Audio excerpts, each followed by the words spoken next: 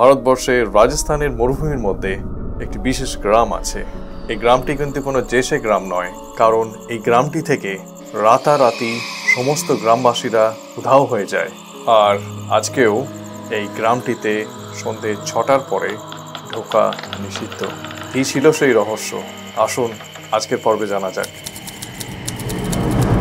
ভারতবর্ষে রাজস্থানের মধ্যে জয়সলমেরের কাছে একটি গ্রাম ছিল, যার নাম ছিল কুলধারা। তো বলা হয় এই কুলধারা গ্রামে আগে পালিওয়াল ব্রাহ্মণরা এই কুলধারা গ্রাম প্রতিষ্ঠা করে। গ্রামটি ছিল খুব অবস্থাপন্ন, ওখানকার লোকেরাও খুব অবস্থাপন্ন ছিল এবং খুব সম্ভ্রান্ত পরিবারের ছিল। তোরা আস্তে আস্তে নিজেদের ব্যবসা বাড়াতে লাগলো এবং গ্রাম আস্তে আস্তে বড় হতে লাগলো। তো তখন যখন এই গ্রামটা প্রতিষ্ঠা হয়েছিল, ওই গ্রামের আশেপাশে প্রায় আরো 84খানা গ্রাম ওই জায়গাটায় ছিল। কিন্তু হঠাৎই কোনোভাবে এই গ্রাম থেকে রাতারাতি ওখানকার সমস্ত ওই 5000 গ্রামবাসী উধাও হয়ে যায়। তারা আর কোনোদিন ওই গ্রামে ফেরেনি। এখনো কিন্তু ওই গ্রামটির মধ্যে রাতের বেলায় কেউ যেতে সাহস করে না, কারণ বলা হয় যে এই গ্রামটিতে নাকি আত্মারা ঘুরে বেড়ায় রাত্রেবেলায়। এবং এই গ্রামটিকে কিন্তু এখনো লোকেরা ভুতুরে গ্রাম হিসেবেই জানে। এটার পিছনে কিন্তু একটা ইন্টারেস্টিং রহস্যের গল্প আছে। 2023 সালে এই গ্রামে একটি বাংলা সিনেমার শুটিং হয়।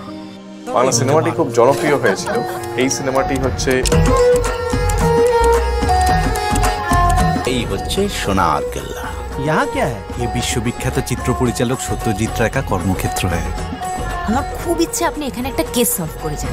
দ্য একেন সিরিজের দ্য রুদ্ধশ্বাস রাজস্থান, এই সিনেমাটি এই কুলধারা গ্রামে কিন্তু তৈরি হয়েছিল। এবং বলা হয় যে বিশ্বের অন্যতম একটি ভূতেরে যদি স্থান থাকে, সেটি হচ্ছে এই জয়সলমেরের কুলধারা গ্রাম। এবং এটা একটা আনএক্সপ্লেইনড মিস্ট্রি। কেন হয়েছিল, কিভাবে হয়েছিল, কেউই জানে না এটা। এই পালিওয়াল ব্রাহ্মণরা ছিলেন খুব সম্ভ্রান্ত পরিবারের এবং ওনাদের ব্যবসা বাণিজ্য খুব ভালো চলছিল এবং গ্রামটি খুব সুন্দরভাবে গড়ে ওঠে এবং তার আশেপাশেও অনেক গ্রাম, প্রায় 84টি গ্রাম ওই জায়গায় প্রতিষ্ঠিত হয়। তো এই কুলধারা গ্রামটি জয়সলমের রাজ্যের ছিল। তখন জয়সলমেরের যে দেওয়ান ছিল তার নাম ছিল সেলিম সিং। তো এই সেলিম সিং ছিল খুবই নিষ্ঠুর এক মন্ত্রী। উনি অবৈধভাবে বিভিন্ন ওই রাজ্যবাসীদের কাছ থেকে বা গ্রামবাসীদের কাছ থেকে খাজনা নিত, ট্যাক্স নিত, মারধর করতো যদি না দিতে পারতো, তো ওদের জমি বাজেয়াপ্ত করে নিত। সেলিম সিং এর আরেকটা স্বভাব ছিল যে উনি গ্রামবাসীদের যারা মেয়েরা, স্ত্রীরা আছেন তাদেরকে ভয় দেখাতো এবং তাদের সাথে দুর্ব্যবহার করত, বিয়ে করতে চাইতো,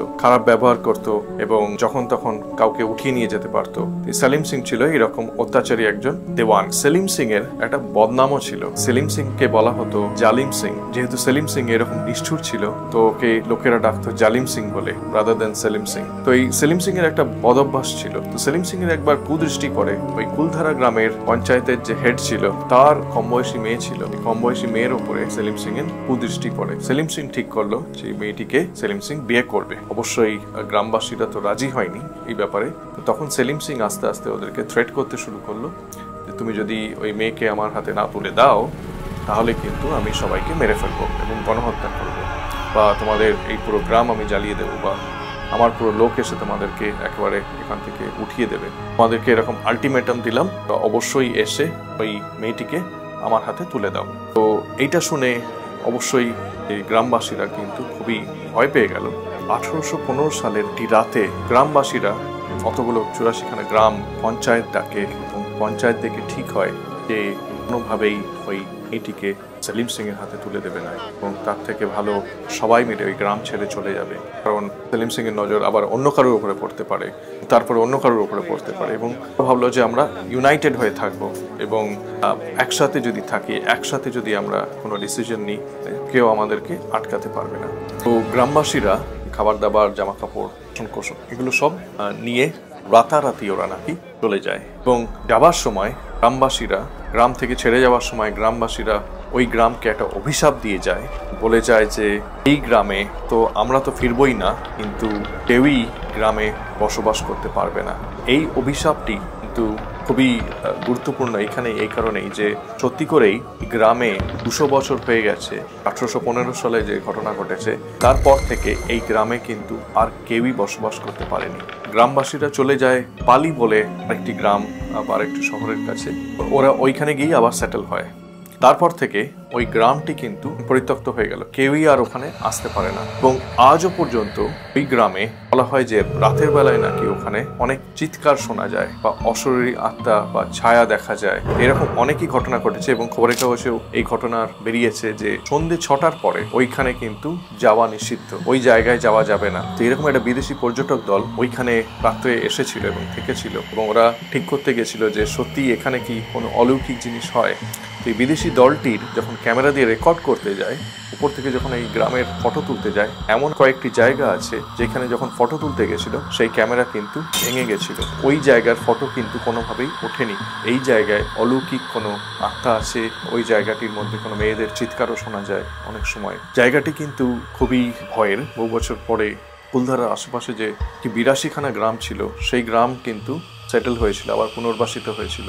ওখানে এসে আবার লোকেরা থাকতে শুরু করে। কুলধারা গ্রামটিতে কিন্তু কোনো লোকই আর কোনোদিন থাকতে পারেনি। ও কুলধারার সেই পরিত্যক্ত গ্রাম, এখানকার প্রত্যেকটি দেওয়ালে কিন্তু বলা হয় যে পালিওয়াল ব্রাহ্মণ এবং তাদের যে ফ্যামিলি, তাদের আর্তনাদ শোনা যায়। এবং বলা হয় যে ওইখানকার দেওয়াল থেকে, পালিওয়ালের যে পরিত্যক্ত বাড়িগুলির যে দেওয়াল থেকে কিন্তু কান্নার আওয়াজ আসে এই পালিওয়াল ব্রাহ্মণদের। কুলধারার এই যে গ্রাম এবং গ্রামের যে অভিশাপ, এটা কিন্তু এখনো পর্যন্ত একটা আনএক্সপ্লেইন মিস্ট্রি। এই ঘটনাটিকে ভেরিফাই করতে আরেকটা প্যারানর্মাল একটা টিম আসে দিল্লি থেকে, আই থিঙ্ক 2013 সালে। তারা যখন পরীক্ষা করে যে এখানে আত্মা আছে কিনা বা ভূত আছে কিনা, তারা কিন্তু এটা কনফার্ম করে যে ওখানে প্যারানর্মাল ভৌতিক কোনো ব্যাপার আছে। কারণ ওরা ডিটেক্ট করে যে প্যারানর্মাল এরকম অনেকেই এই বিষয়ে স্পেশালাইজ করেছে, ওনা প্যারানর্মাল বা অন্য জগতের যে কোনো ভৌতিক বা অলৌকিক কিছু কারোর প্রেজেন্স আছে কিনা। তো সেইটা কিন্তু এরা কিন্তু কনফার্ম করেছে। 2013 সালে যে দিল্লি থেকে যে টিম যায়, সেই টিমটি কিন্তু কনফার্ম করেছে যে এখানে প্যারানর্মাল অ্যাক্টিভিটি বা ভৌতিক অ্যাক্টিভিটি বা অলৌকিক অ্যাক্টিভিটি কিছু একটা আছে। কি আছে সেটা ওরা ডিটেলসে জানে না, কিন্তু ওরা কনফার্ম করেছে যে এইখানে এমন কিছু আছে এটা আনএক্সপ্লেইনড। এটা ভাবা হয় যে এই কারণেই হয়তো ওখানকার পালিওয়ালের যে ব্রাহ্মণরা, পুরো গ্রামবাসীরা সবাই কিন্তু রাতারাতি উধাও হয়ে যায়। তো এইটা একটা কারণ বলা হয়। অন্যান্য আরও কারণের মধ্যে বলা হয় হয়তো ওই গ্রামে কোনো সময় একটা ভয়ানক আর্থকোয়েক এসেছিল, সেই আর্থকোয়েকের জন্য হয়তো গ্রামবাসীরা উধাও হয়ে যায়। এটা কিন্তু আজও একটা আনএক্সপ্লেইনড মিস্ট্রি। এখনো পর্যন্ত কেউ কিন্তু কোনো সঠিক বিশ্লেষণ বার করতে পারেনি যে কেন এই দুটি গ্রাম থেকে রাতারাতি গ্রামবাসীরা উধাও হয়ে গেছিল। তো আজকের ভিডিওটি কেমন লাগলো বলুন। যদি ভালো লাগে তাহলে অবশ্যই আমার চ্যানেলটিকে সাবস্ক্রাইব করুন। আপনাদের যদি আরও কোনো এরকম ইন্টারেস্টিং ঘটনা বা গল্প বা ইভেন্টস থাকে তাহলে আমাকে অবশ্যই কমেন্ট করে জানান। তো আমি চেষ্টা করব এটাকে আমার একটি এপিসোডে প্রেজেন্ট করার জন্য। তো আপনাদের সাপোর্টের জন্য অনেক ধন্যবাদ। যদি আপনাদের এই রকম আরও ঘটনা ভালো লাগে, তো এই প্লেলিস্টের লিঙ্কও কিন্তু আমি ডেসক্রিপশন বক্সে দিয়ে রাখলাম। তো আপনারা এটা ক্লিক করুন এবং বাকি এপিসোডগুলো আপনারা দেখতে পারেন। তো আজকের জন্য এটুকুই, আবার পরের এপিসোডে দেখা হবে। নমস্কার, ভালো থাকুন, সুস্থ থাকুন।